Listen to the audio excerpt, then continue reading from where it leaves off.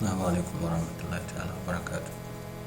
Jama'a barkamu da dawowa a cikin jerin bidiyoyi da na fara yi na Jquery. Wannan shine bidiyo na biyu a tutorial inda nake na Jquery da Hausa. Wancan a gurguje na yi introduction akan ta ya za a yi amfani da Jquery, wanda shi is a lightweight, ma'ana library ne na JavaScript wanda aka tattara shi aka rubuta wanda mutum zai amfani da shi ba tare da wahala ba, ya sauke yin aiki da JavaScript.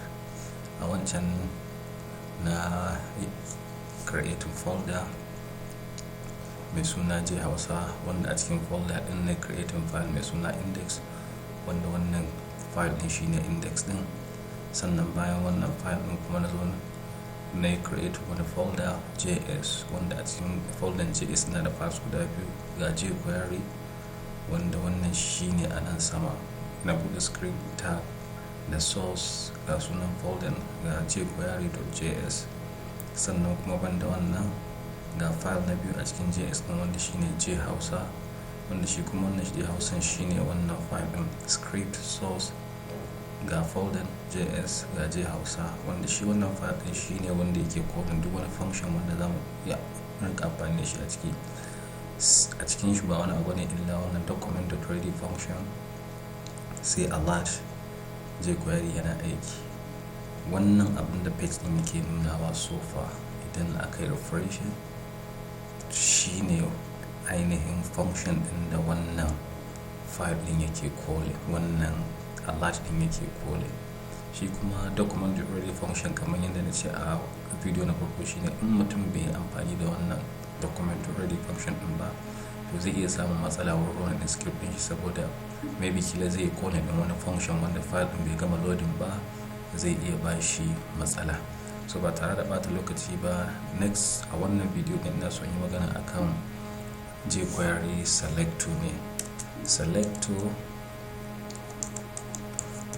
Jquery selector dot function.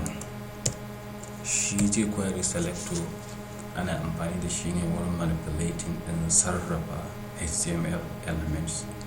HTML elements su ne kaman ginshiki ko kuma building blocks, ginshiki na rubuta duk wani web documents wanda ake bude shi a browser ko kuma HTML file. Su wa'innan tags din su paragraph, su UL, su underline da sauransu wa'innan abubuwan su ne HTML elements. To mutum ko dai amfani da CSS ya style nasu, ko kuma ya amfani da JavaScript ko kuma Jquery wurin yadda zai sarrafa su. Su kuma ainihin selectors din sun kasa kashi-kashi. Wannan takaice shine selector din, wannan kuma shine function din. So selectors din akwai sun kasa kashi-kashi. Akwai ID selector wanda a CSS ana amfani da hash ne. Shi ID yana amfani ne wurin ainihin styling din ko kuma executing din function akan wani element wanda yake specifically da wannan ID din. Kamar identity kan na mutum, ba a samun mutum biyu da suke da same identity iri daya, to haka shi ma HTML element wanda yake da ID to ba za a samu kuma wani element din wanda yake da wannan ID ba. So amfanin ID din kenan wanda za a iya amfani da shi domin a yi executing wani function a kan shi. Bayan da shi kuma akwai ainihin class selector, wanda shi kuma class selector yana amfani da dot ne. So so far ba tare da bata lokaci ba, zan yi amfani da wannan damar kilan fara magana akan ID selector ne. Let's assume cewa muna da paragraph yanzu haka.